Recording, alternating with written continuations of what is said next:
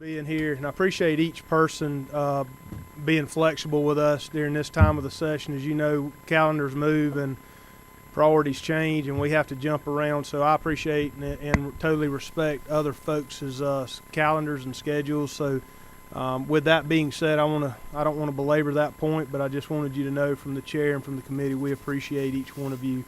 Commissioner Ryan with Department of Administrative Services. Meeting, so I appreciate that. Well, you want to go ahead and leave and go back to the other one? No, I'm good here. Thank All you. right. So our changes, as you know, relatively minor. We're at 12.4 is Human Resources Administration. That's where you'll see the first change for 19. I would like to start off by saying that obviously we are fully supportive of the governor's budget recommendation, and I wanted to thank the committee for their work on amended FY18. So thank you again for that. For Human Resources Administration, we talked about this a little bit for FY18. The annualized recommendation is a reduction of about $500,000 in the merit system assessments that we do. We will mainly be we're holding some vacant positions, as we said. We're also going to work with our allocation, how we allocate costs within the organization, and we will be able to cover that decrease in funding. So that's good news there. The next change you will see under risk management is 12.5.1. It's a $1 million reduction in billings for unemployment insurance. As all of you know, these are in trust funds. This is a trust fund where the level we feel is healthy, and so the $1 million reduction is one that we believe will not pose any kind of a problem. For 12.5.2, it is an increase in billings of $3 million for workers' compensation premium. What's important, and we noticed, we talked about this in FY18 as well. Overall, the past several fiscal years, you're looking at a claim count that's decreasing slightly, but the cost to the state of each individual claim is increasing. So while you see the decrease in claims, you've got an increase in costs for the individual claims that's outstripping that. And so we have run at a deficit for many of the last years in this. The deficit's catching up to us a little bit, and so this $3 million increase will be helpful in replenishing the reserves that we've been spending down previously. Yes, go ahead, Chairman Hatchett. Can you tell us what the deficit has been every year? Is it $3 million, or is it just approaching that, or has it been? It's let me see if I can tell you. What I can tell you is that we have run a deficit for 7 of the last 10 years. I'm going to go through my notes here, and if I can't find them quick enough, then Paulette ends up chiming in from the peanut gallery. What I can tell you is without the adjustment that we had in 18, we would have ended 18 in the red. The combination of the money that we received in 18 along with this funding, we think will keep us in the black. And what we're doing here is we're trying to make sure that the reserve is there, that we can pay for the claims that we need to settle now, but also that the reserve is at a healthy enough level that if there is sort of a catastrophic claim, something like that, that we're able to manage that. I can get you the exact numbers directly afterward if that'd be all right. We're only seeing pieces here, so I'm Sure. glad to see that. Thank you, Chairman Hatchett. Commissioner Ryan, we have another question that's popped up here. Sure. If Representative Prince, do you want to ask that question now or let him finish? Presentation? Break two, right? Okay. He's talking right Go now. ahead. This increase, for me, is it, and you says the number have gone down, but just the type. Is this, I mean, is it more lawyer fees, or is it just stringing them out longer? What? Yeah, this one, so what we've seen is a 77% increase in legal fees over the last 5 years. So as we, Say that number again. 77% increase in legal fees over the last 5 years. 5 years. 5 fiscal years, yes. So, if we are able to settle claims, then there's less need for lawyers, I guess, if you want to put that into simple terms. If we don't have money to settle claims, then, we have to string out the process a bit longer. So, certainly not something that we want to have to do, but we do understand that we have, the state has some flexibility in how quickly we move through these cases, and we understand that budgets are tight every year, and we're mindful of, we're very happy with the piece that we get, but we know that y'all have priorities elsewhere. So, Thank you, Commissioner and Representative Prince and Chairman Hatchett. Those are good catches. I'm going to just make a comment right here. I made this in the amended budget made a statement about this, and I think it bears repeating as just a little red flag for us as policymakers. When we see our state agency have a 77% increase over 5 fiscal years, claims are going down, but costs are going up. Just kind of wrap your mind around what that's doing to private industry in the state. We got a huge issue right here that we've all got to get at the table as adults and figure out how to address it, because it's costing our taxpayers money on this end. It's costing us a tremendous amount of money in the private sector when people are trying to create jobs. We're not in the business of creating jobs as government. We're in the business of getting out of the way, creating an atmosphere where people can create jobs.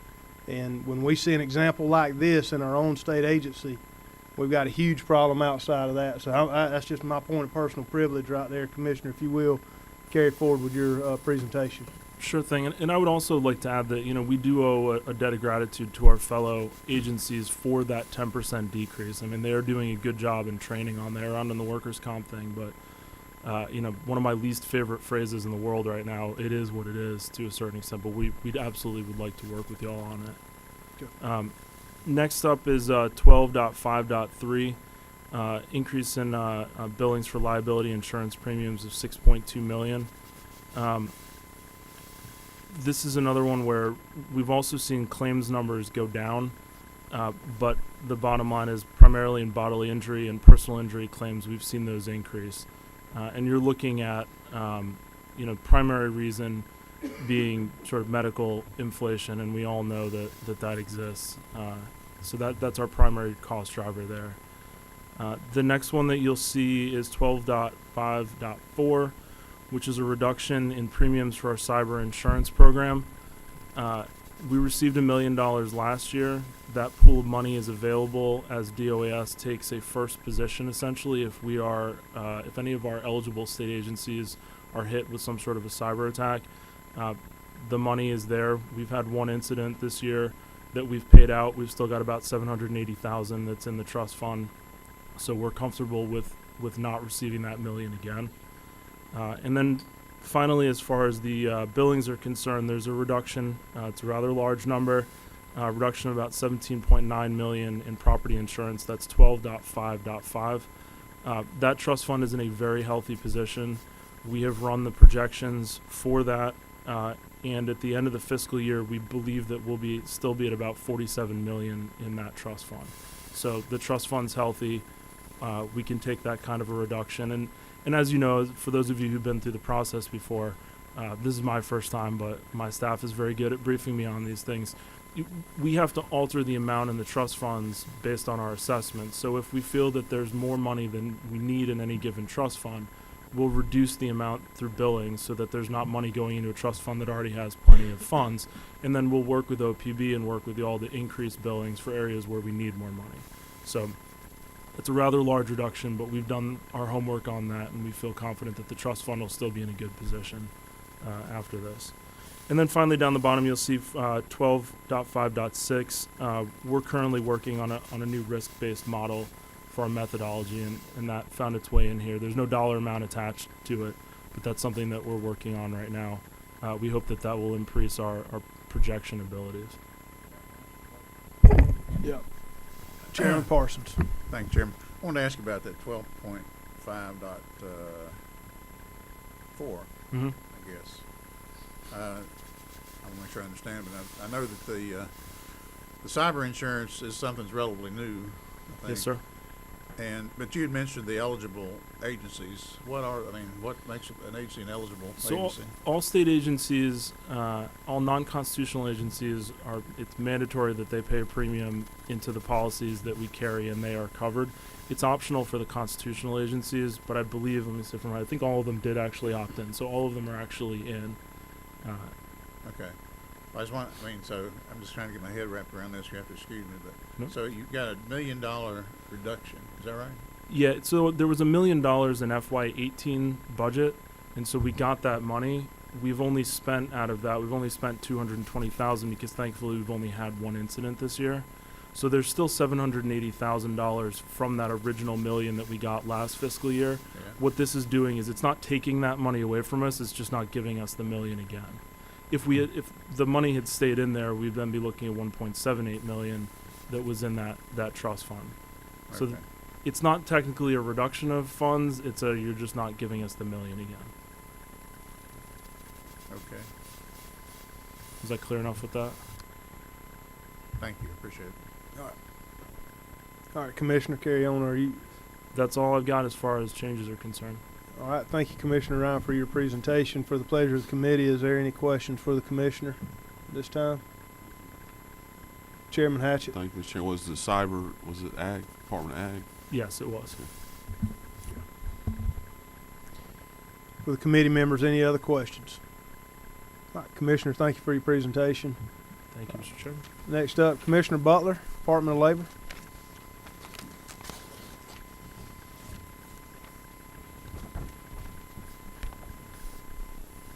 Thank you.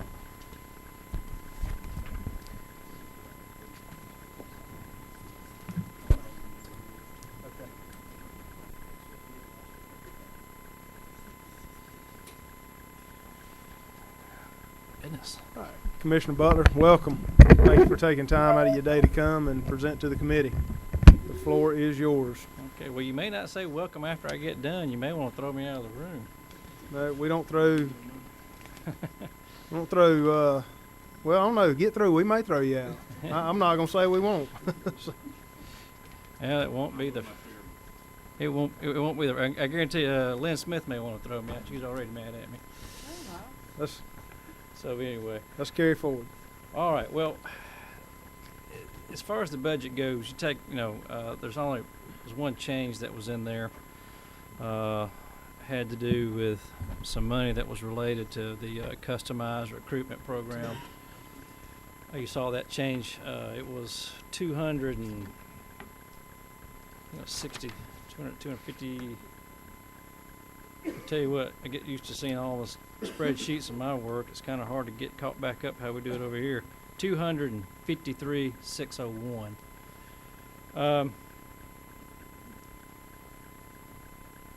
I'm not exactly sure where that came from. However, I mean, it's in there, but customized recruitment is not really a program so much as something that we do with economic development. But what the bigger issue is I know you guys keep up with what goes on in Washington, D.C., and you know how everything that happens up there in the budget process impacts us probably as much, if not more, than any other department, since roughly 95% of our funding comes from the federal government. For the last several years, and you guys have all got folders in front of you, and there's a lot of information in there. There's stuff that talks about federal funding, talks about administrative assessments, and I kind of want to talk about some of that. You'll see, one thing you're going to see is this right here. You see there's a booklet in there like that one. I just wanted y'all to have a copy of that. That's what we sent to OPB back in the fall, asking for some increase in our budget due to the fact that we're going to have a significant shortfall in this budget going forward. And so we threw out some options of things that we could do. Either we would get more money, or we were going to have to make even more significant cuts. To give you an idea of kind of where we are, since I've been there, we've cut just under 1,000 positions from the Department of Labor. We had over 2,000 employees when I first got there. We're just a little bit over 1,200 today. Let me interrupt you, Commissioner, so that everybody's on the same page. And you've been the commissioner for how long? I was sworn in 2011. So in a short amount of time, we've cut 1,000 people. Well, I can even one up you on that. Is that right? Yeah, since the money has gone out a little bit faster here recently, since July 1st of last year, we've actually reduced by another 154 positions. Okay. I didn't want to interrupt you, but I just wanted everybody to understand the time frame in which those cuts had been taking place. Yep, My- Chairman Parson. My former colleague here, my friend, but now, make sure I'm right about that, maybe I'm not, maybe I'm totally off site, but didn't, part of that though, wasn't about 5 years ago, something like that, part of what you all did, transfer it over to the governor's office, or some kind of a, Yeah, but when all the reductions I'm talking about has only to do with traditional Department of Labor, has nothing to do with vocational rehabilitation moving, has nothing to do with WIOA moving. okay, These are traditional Department of Labor employees. yeah, We went ahead and took those numbers out. I mean, because Okay. obviously that would inflate it. I mean, if you add all those numbers back in, you'd probably be closer to 3,000. okay, So, I mean, because All right. voc rehab was about as big as traditional labor. Actually, may have been a little bit bigger. Okay. Okay, thank you for But I the mean- question. The this book right here can kind of give you a pretty good snapshot of what's happened to us. If you open that book up and you look at funding, now some people ask me, what is an administrative assessment? Well, back in the late 80s, there was a similar issue happened with the Department of Labor then because of federal funding going down and down and down and down, and the feds created a program in which we could charge a small percentage on the collections that we do for unemployment taxes, and that could be used to help fund basically the shortfall back then. It's been in existence since then. Matter of fact, y'all re-upped that, because it has a sunset provision, y'all re-upped that last session. That's the bill that kept y'all here past midnight, because somebody was playing with it, and if we didn't pass that bill, those monies would have went away, plus we wouldn't have any tax tables for unemployment taxes. So I always tell people I was the cause of you guys going over midnight, which I apologize for, but I didn't do any of that. So I just let them know that we had to get it passed.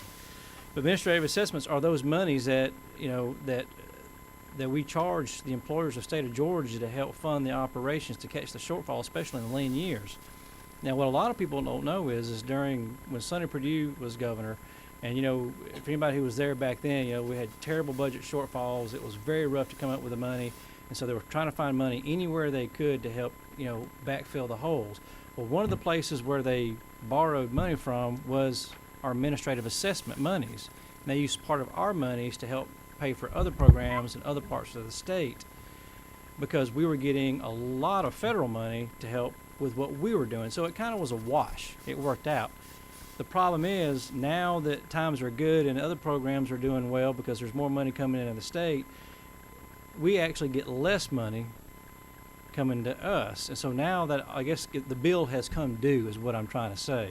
Because if you take a look, and I only showed you two money sources, everything else has stayed at its previous level, maybe 10% lower. The big chunk of our money is a UI grant, the unemployment insurance grant that we get from the feds. If you'll go back and you look on that chart on the left-hand side, you go back to 2006, 2007, which, you know, 2006 we were still in good times. You know, that was a pretty hot economy right then, and it started going south on us in 7. And you'll start seeing the UI funds start increasing dramatically. You know, it gets up to, you know, to 81 million. But that's also when the state started taking the administrative assessment. You said that number on the right hand, the appropriate AA starts going down. Well, that number keeps staying down for the most part, and then so does the UI grant also as time started getting better. So now where we are today is actually less than we were 12 years ago. The only problem with that is the agency and the offices we have around the state, we can't run it on the same amount of money that we had 12 years ago, because you got to figure there's about 25% inflation over the last 12 years. And what I'm trying to tell you is what we've kind of found ourselves into is we've got about a $10 million hole that we have to fill. And in this budget overview, there were some suggestions of things that we could do to fill that. Most of those have been done, and we still have the hole. We've actually made tremendous progress on, of course, we know we've been making these cuts for the last 8 years, by the way, obviously, to get to this point. There's no way we could keep up with the drawdown of $30 million and just do it all in 1 year. So we've been cutting pretty much since the day I walked in the door, okay? And it has never stopped. We've never had a year where we're like, hey, yeah, we can afford this, we can afford that. It's cut, cut, cut, cut, cut. And so we've done all the internal cuts that we can do. I mean, I'm down to a fraction, about 25% of the staff I started with. I mean, it's gotten so bad in our regular office that, I mean, we're coming up with ideas like turn all the color copiers to black and white, double-sided. You know, it's getting down to those little minuscule things. It's like we're going through the recession. We've even started talking about, I mean, we've already been doing layoffs. We've even been talking about furloughs because we've got to come up with the money. The only other big ticket items that are left out there are career center closures. That's the only big ticket, because we've got to the point now we can't reduce anymore in the center right here in Atlanta in the main office, because we have to have the minimum amount of people to do the work that has to be done in order for hit the marks that we have to, that we're judged by the feds, or they ding us and take more money. And so we've got to the minimum on that. And our turnover rate's pretty high even with that, because our pay is so low because we haven't been able to keep up with inflation on pay either. You talk about some of these positions that require a college education and the starting pay is $30,000 a year for downtown Atlanta. You're not going to find a whole lot of people that can come to downtown Atlanta for $30,000 a year with a college education. Okay, so I mean, we've done everything that possibly can be done, and so we did look at all of our career centers across the state, and based upon their cost, the traffic flow coming into them, how many customers come in, how far they are to a different career center. You know, we have named some of the ones that are on the possible list to either close or consolidate with another agency to share space or what have you. And you've got that also in the folder. It's this sheet right here. It's got the green. Of course, 2 of these have already taken place. That would be Noonan and the Cedartown locations. Cedartown was just closed in the last few weeks. Noonan was back in the last part of December, January. But we've also already started drawing down personnel in these in anticipation that some of these will close, if not all of them will close. It's the only way you can hit the gap that we've got to hit to do it, unless we can get an infusion. Now, trust me, the last thing I want to do is lay off any more people and close any more offices in this state. And I guarantee you that the people in the communities don't want it either, because you know we've already heard from both folks in Polk County and in Coweta County. Coweta County is very close to where I live. I mean, I know they're very unhappy, but I mean, when you're kind of left with no other place to go, I mean, there's no. I mean, I promise you this: there's nowhere else I can cut it in my place. I don't know if y'all know this. Jeff May, he used to serve over here. He runs my IT department. He has done yeoman's work. He basically cut his staff in half, and he found us almost $8 million over the last several years. And so, I mean, you know, we've gotten down to the bare minimum. Everything is at least half, if not more, less than half of what it was.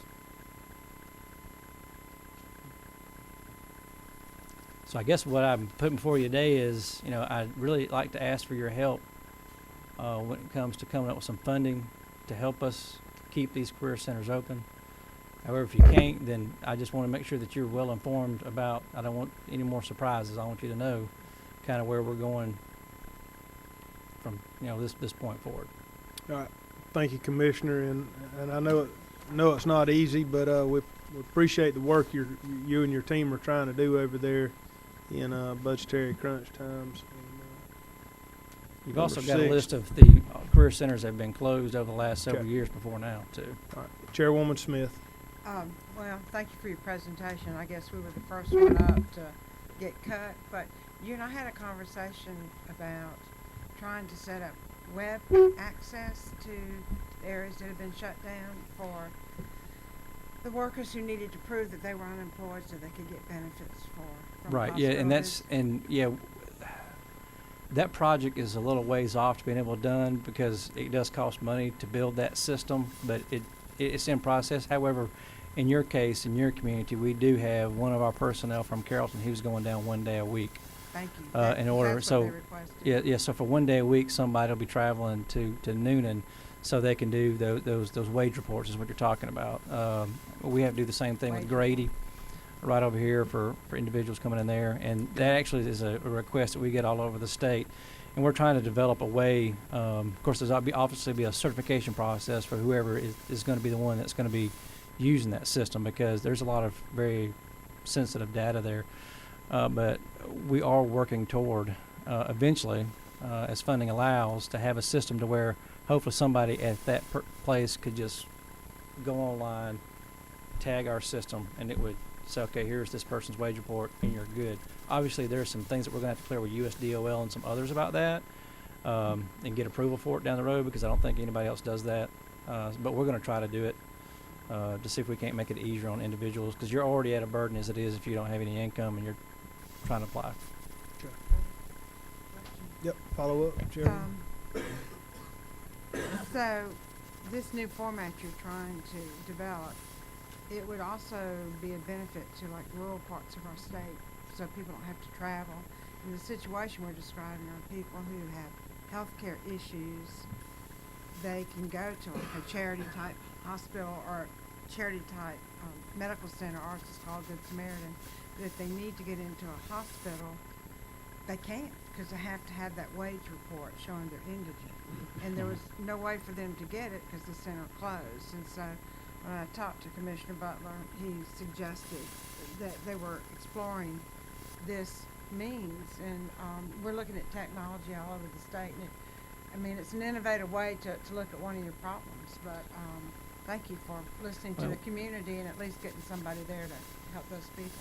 We have had to invest heavily in my first few years in technology because we saw some of this coming, and we were going to have to replace some jobs with technology. And I can tell you that one of the veterans that works over there, that's actually pretty close to retirement right now, told me that we did more technology upgrades in my first 4 years than she saw in the previous 24 that she'd been there. So we've made a lot of strides, but still, I mean, even at our current situation right now, it's pretty tough to do much more. I mean, we have several other projects we've actually put on hold right now, technology projects that we would like to have done, because you're right, rural Georgia is affected by this stuff more than others. Because if, let's say, you're not even in your case, one of the things we're trying to get worked out as to where we can ping the driver's license so an individual doesn't have to come into a career center to prove that that's who they are in order to get benefits.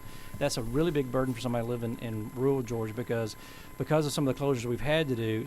An individual who's lost their job or been laid off, they may have to travel round trip 2.5 hours, maybe sometimes 3 hours in order just to do that. And that's a pretty heavy burden. And so, we're working on fixing that, and we're working with DDS, and there's also legislation. So hopefully that's going to get cleared up here soon.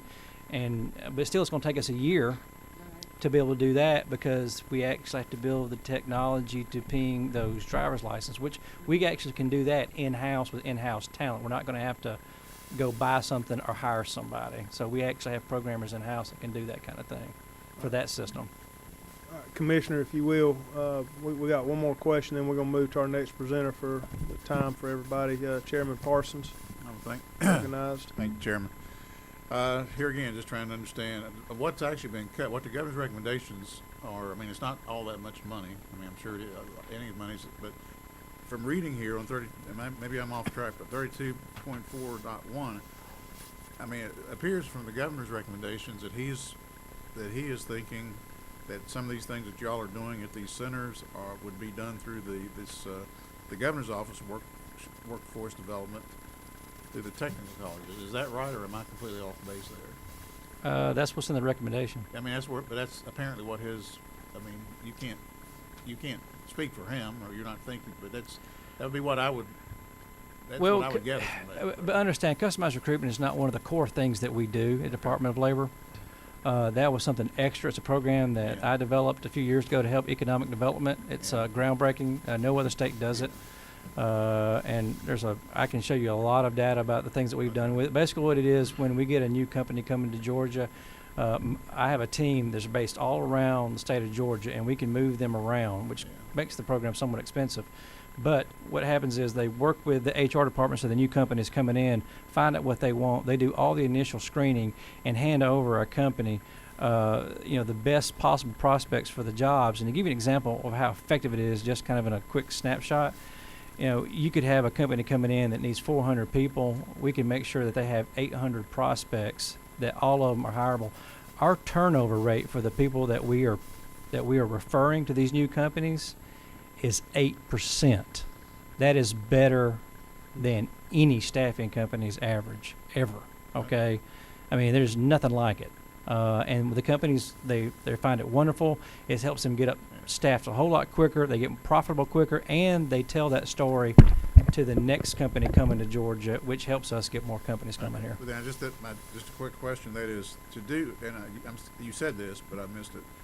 To continue to do what you want to do with these centers, how much money are you talking about that you would need, just so we know? It's about $10 million.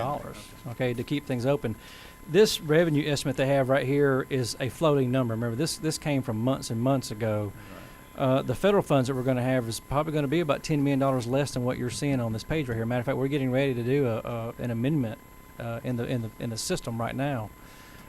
It's been very difficult for us to get a handle on what's going on with our federal funds. I mean, especially when you're talking about every 3 weeks they do a budget, and we don't know. I mean, at one point at the end of last year, it got really frightening because they were going to cut $20 million out of our budget. And I had to go to D.C., and I was on the phone with congressmen and the senators and everything else, and went, I don't think you realize what it is you're about to cut. And then once I told a bunch of them, you will not have any career centers throughout the state of Georgia, if you cut that $20 million, then they got on the phone and they got it stopped. But it got pretty frightening. Thank you. Thank you, Chairman. Commissioner, thank you to the committee as he's leaving the table. Just make sure you're making yourself some notes on your tracking sheet. We're going to have a work session to follow up after this, I think tomorrow. And you need to go through this the rest of the day, and the commissioner and his team and anyone else that If you have any questions, we'll all on. be available, including me. You have my cell phone number. Yeah. I mean, we can get you just about anything you need as far as data and whatnot. But a lot of what you have in here, it kind of spells it out. Yep. And so hopefully that'll get you there. But our biggest issue is right now we just don't have the funds to be where we used to be, and we have either we get the funds to stay stabilized or we have to resize. Thank you, Commissioner. Department of Driver Services, if you will, make your way up to the front for your opportunity to present. And for the committee, if you'll turn to your tracking sheet on page 7, you'll find Department of Driver Services there. Page 7 on your tracking sheets. Welcome. Hey, Mr. Chairman. Thank you for the opportunity to speak today. We will be fairly quick. We did provide a presentation for you. That's more information for you. Certainly won't want to go through that, but we'll be really quick as we go through. Certainly, we as a department are in full lockstep with the governor's recommendations. We thank him, and we certainly thank you all for your support of the department over the years.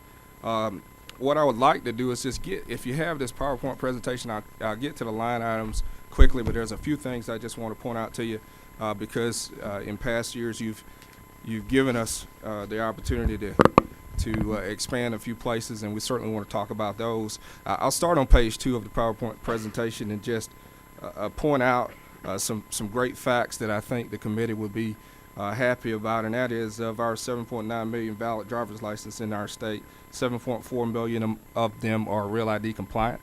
That is, if you might remember, back in 2012, when the new requirements of that federal legislation came out, there was long lines in our centers. We've got most of our citizens through that process, and we're well on our way to getting that number even higher.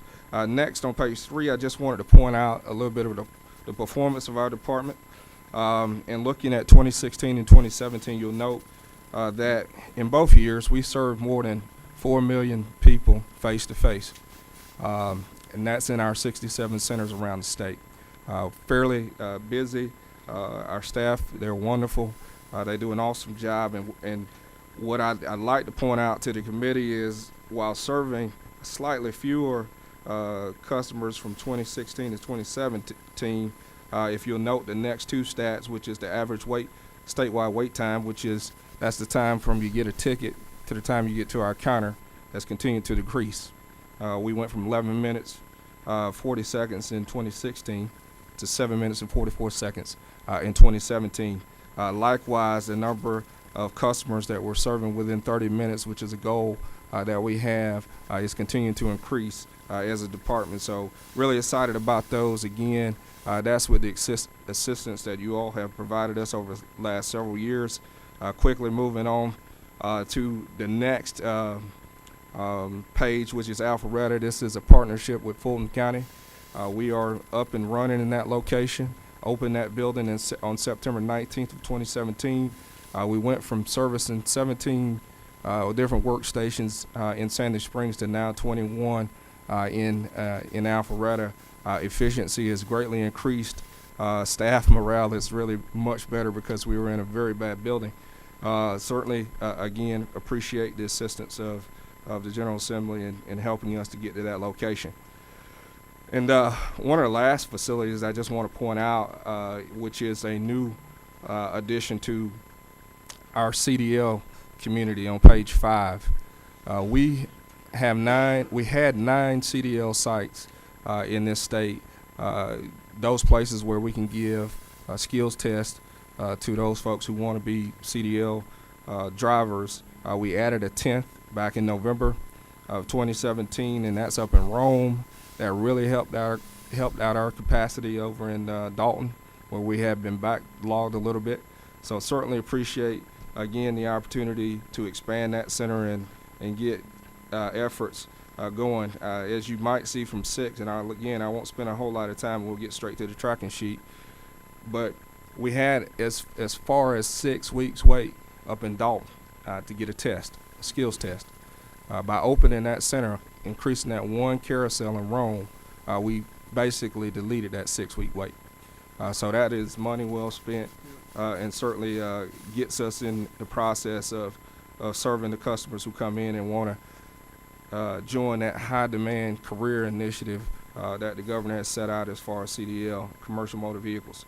2 really, or actually 3 exciting projects that I want to speak to the committee about very briefly are, I get a call probably at least once a month, maybe more on some occasions about opening driver's license centers in different locations where we're not currently located.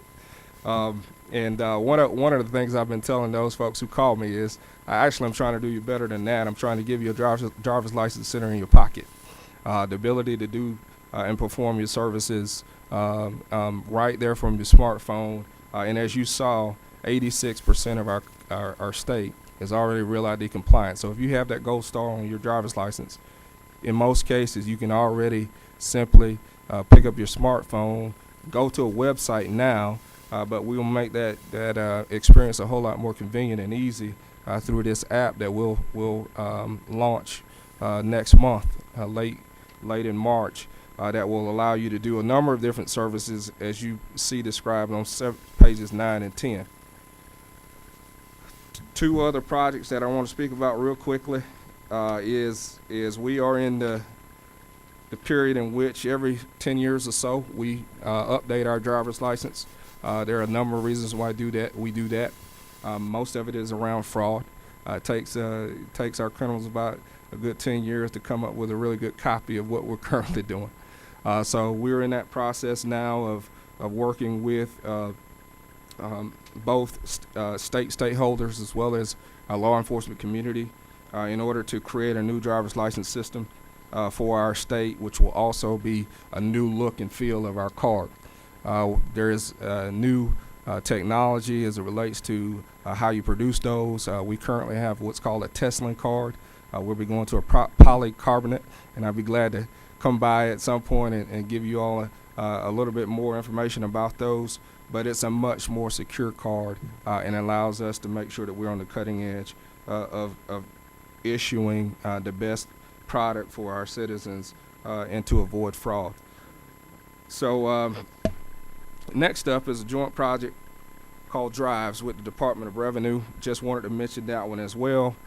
This is a very significant project in that DDS and DOR will now, after about 2.5-3 more years, be operating on the same back-end system.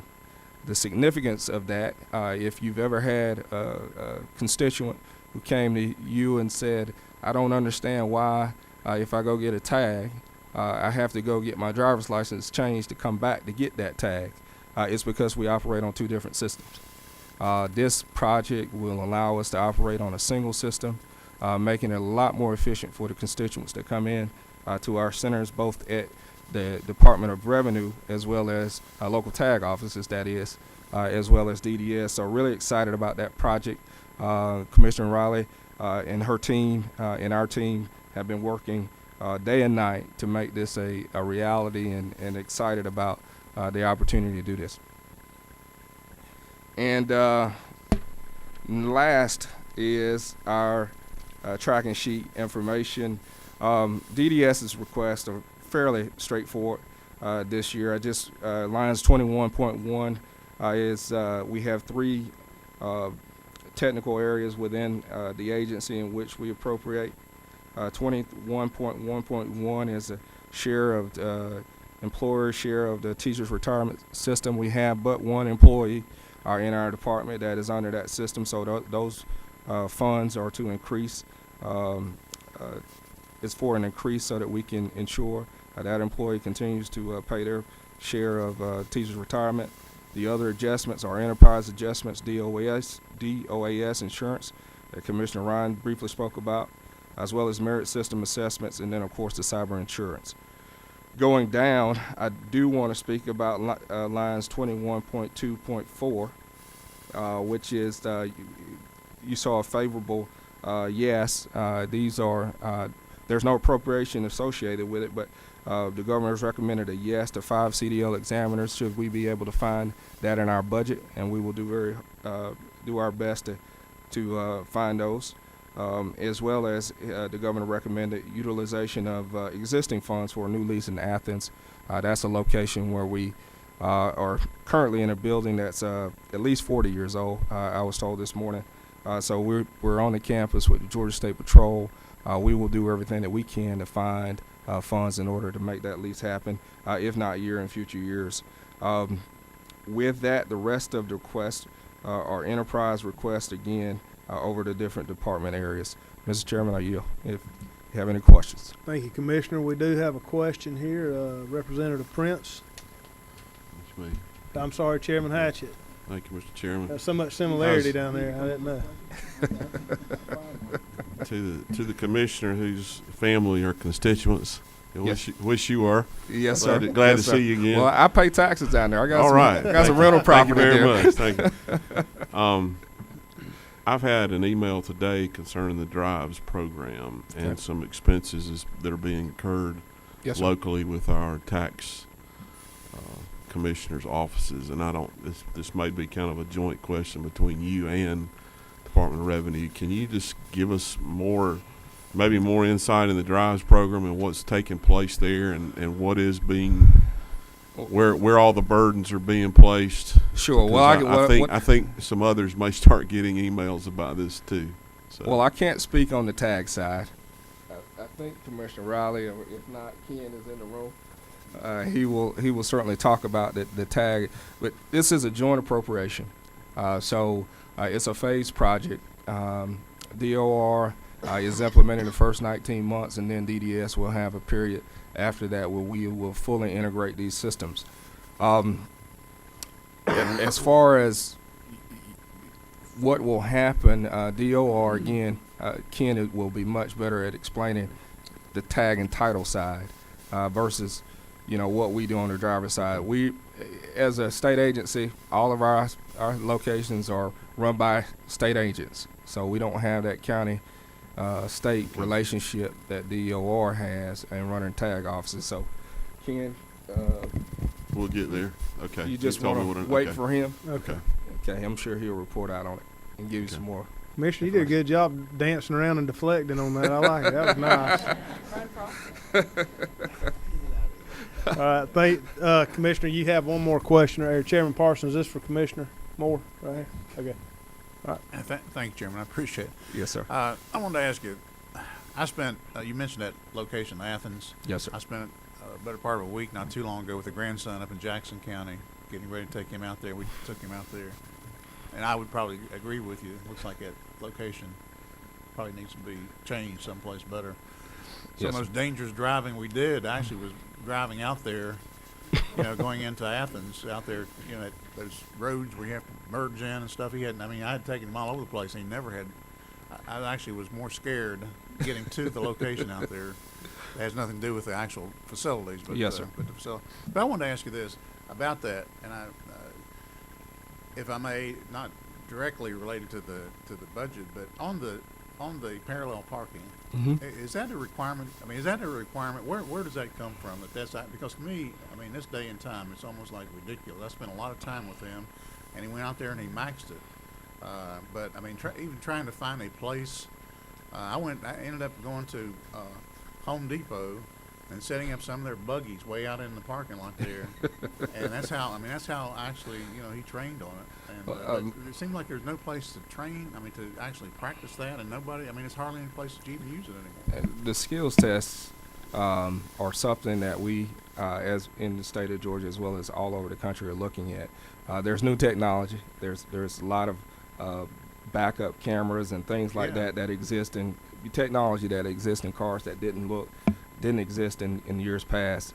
What we do as typically as a department is we look at the guidelines that the federal, in our case, AMVA standards, some of the standards that exist for all motor vehicle agencies around the state and follow those. So I think we'll be changing some of those in the coming years as technology continues to increase. Yeah, I mean, it was frustrating trying to, I went, to schools, I mean, it just all, and finally, like I say, the best option I could find, just set up some shopping carts out there in the Home Depot, parking lot and just, tried to figure out how far it would be for your test.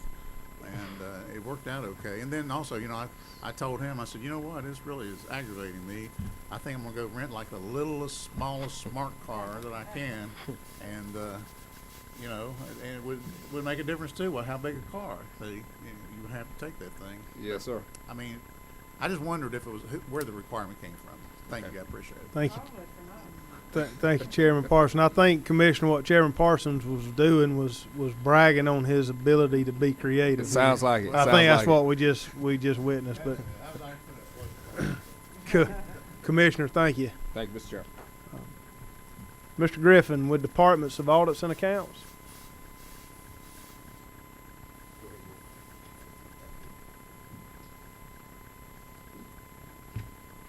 Thank you for that clarification. I thought I was going to have to take a parallel parking test when I reached a certain age, so I was beginning to get nervous.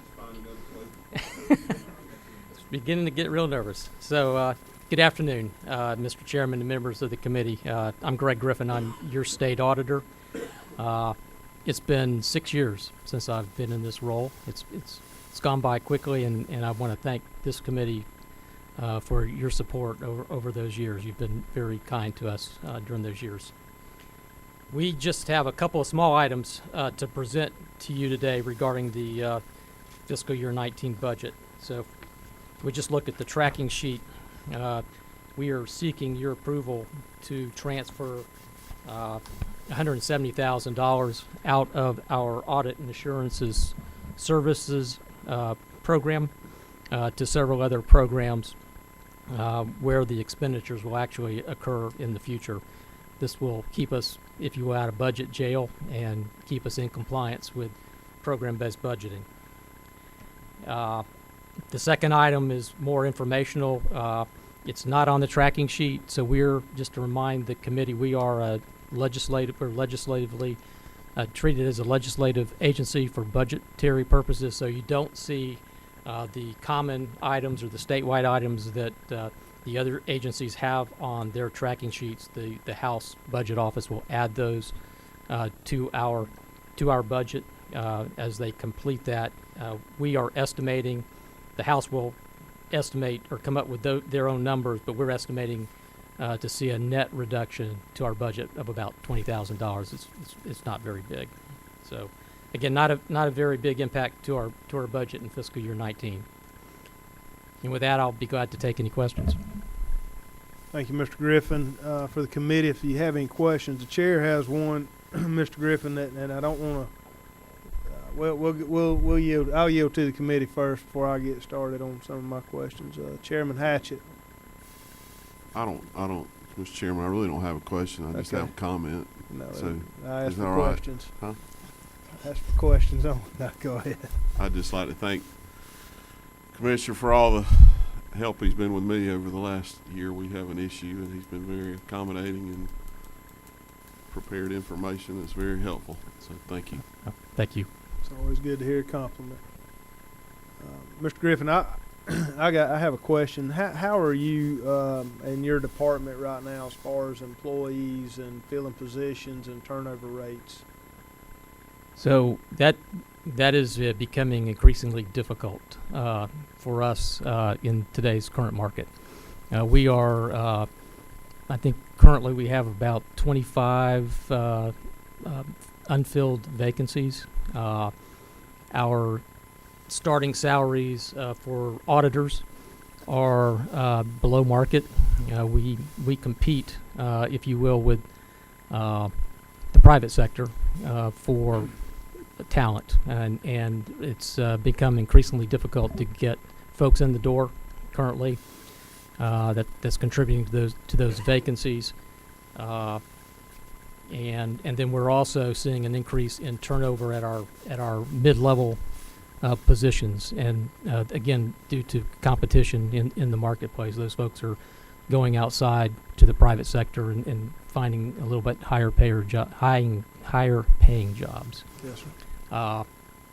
Our salaries are below market, as I said before. We have other state audit shops that are recruiting at our Georgia campuses, sitting beside us as at our job fairs. Their starting salaries are $2,000 to $3,000 to $4,000 more than our starting salary. So we are competing against those folks to get folks in the door. So, Starting, pardon me. Chairman Hatchett want to know what the starting salary was for. Starting salary for entry level positions are at $45,000. So you're currently, I just want to make sure, and I appreciate the time you've given me out of committee to talk about this. I just want to make sure the committee's understanding where I think I understand your department to be, okay?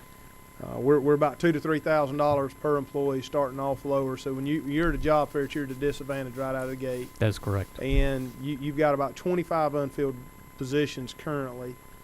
And the service that you do to the state and for the taxpayers from a surety standpoint to make sure everything's running right and monies are true, it's a pretty sound and solid investment that's been proven time after time after time. I know especially over the past 6 years, nothing against anyone who was there before, but my experience has been with you as the chief auditor. I think this is something committee I would like us to dig into pretty heavily. We don't want to find ourselves understaffed and unable to give a good look into how taxpayer money is being spent and the stewardship that we can tag our names to. We need to make sure that Mr. Griffin and his team have what they need. I think you've been proven to be a good steward of what you have. You make a nickel go a really long way, and I don't think it would be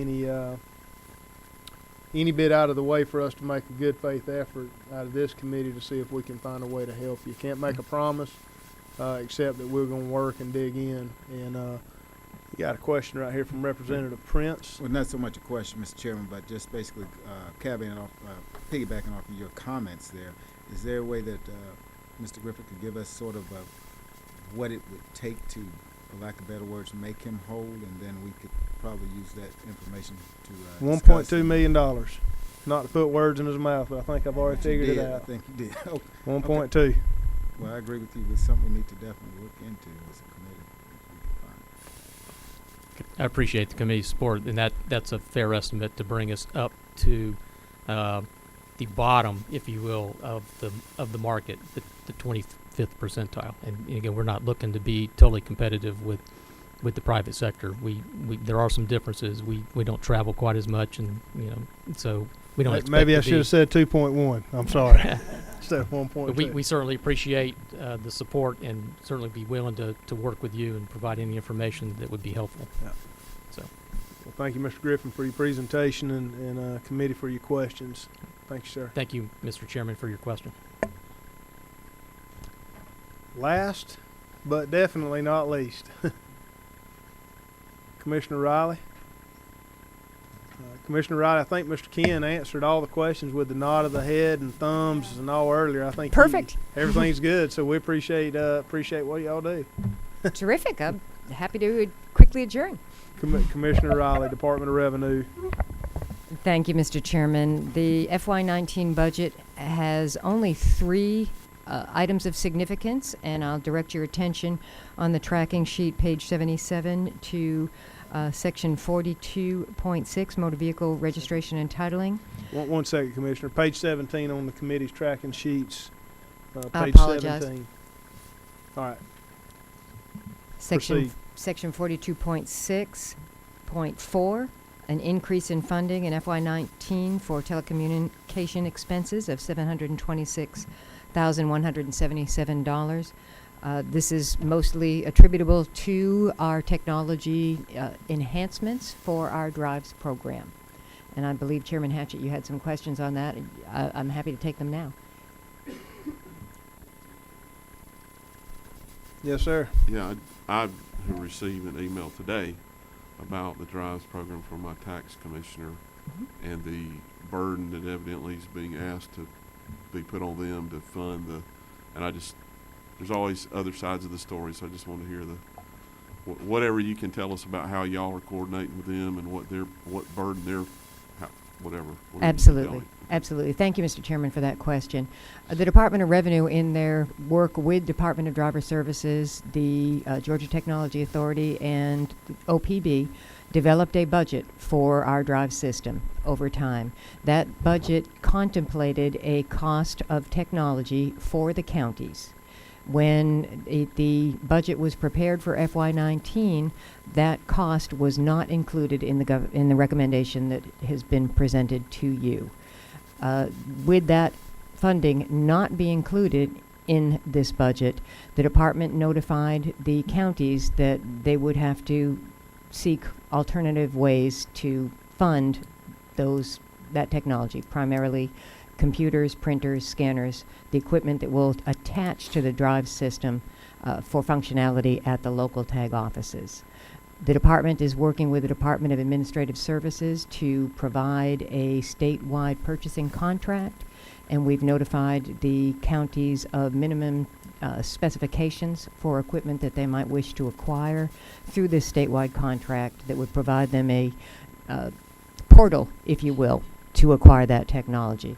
But today, the budget, as has been funded in the governor's proposal, does not provide funding to acquire that technology for the counties. So would this be changing the systems that each, like, I go to my tag office and there's 4 or 5 people right there that are doing tags. Mm-hmm. So would this change each one of their systems, and it's changing the printers and everything that they're doing as far as providing tags? Yes, sir. The need would be for new technology that was web-based in order to interface with the drive system. So do we have any per station estimate at all Mr. Chairman, we truly don't, Okay. because each county is very unique. Depending on the number of transactions they might do annually, would really make a determination on the printers, everything they robustness need? of Okay. the technology. A larger county may need technology, printers, scanners, and computers with faster processing and faster, per transaction capability. A smaller county may do significantly less number of transactions per month, so may not need to have such a sophisticated technology provided for them. So one size may not fit all. Yeah, okay. Thank you, Chairman Hatchett. Any other questions from the committee? Commissioner Riley, that question will circulate quite a bit more as we move forward through the budgetary process here, as you and I have discussed. Certainly. For the committee, I met with, and I apologize, David may remember his name. He's from Henry County. He's the head of the Tax Assessors Association for Georgia right now. Come on, David. Not like that. At any rate, he's from Henry County, tremendous nice guy. He came in and met with me several weeks ago, and he was going to try to gather that data, Chairman Hatchett, that would break down a per county or per station, if you will, cost to where we kind of know, because obviously Pierce County, it's going to cost less than it is Lawrence County versus a Gwinnett or Henry, whomever. It's going to be population driven and processing indicative of how much equipment every county needs. So, and I'm sorry I can't think of his name right now. Very nice man, but anyway, he's supposed to be trying to get that data for us, and we'll try to bump him today. And if I can get those numbers, we'll sure them up, make sure they look good, and I'll get those out to the committee. Any other questions for Commissioner Riley?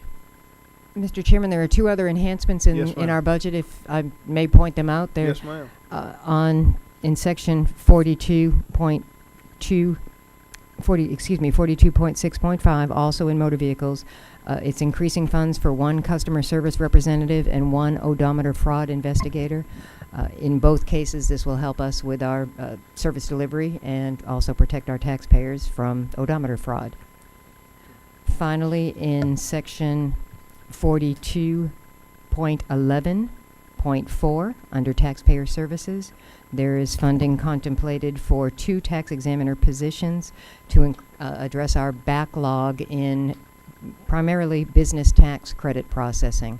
With the increased utilization of business tax credits and the increased complexity to review and make sure that they are appropriately being claimed by taxpayers, we see the need for additional subject matter experts to put to that task, and we're grateful for that appropriation. Thank you, Commissioner Riley. Any comments or further questions from the committee? Chairman Hatchett. Thank He you. has been button happy today. Thank you, Chairman Nimmer. Commissioner Riley, I know over the last couple of years that you've had to change process, and I may be putting words in your mouth, so you correct me, with your, with processing tax returns, and it's slowed the process down some. And I'm just kind of wanting to check. I mean, are you seeing y'all are knowing more about what to look for in fraud, and do you see anything else you need to help speed the process up, or are you happy with where things are? Do you see a light at the end of the tunnel? I mean, I'm just wondering. Thank you, Mr. Chairman, and my thanks to the General Assembly for providing the funding that you did for us to invest in our fraud manager system. We significantly increased our ability to process individual income tax returns last year with this increased technology that was evaluating every tax return to make sure that it was being presented to us by the appropriate taxpayer. Our time for processing and releasing of refunds dropped significantly from 2016 as we improved our ability to deter the fraudsters from trying to compromise the state treasury. We see in 2018 that our processing should be similarly rapid as it was in 2017.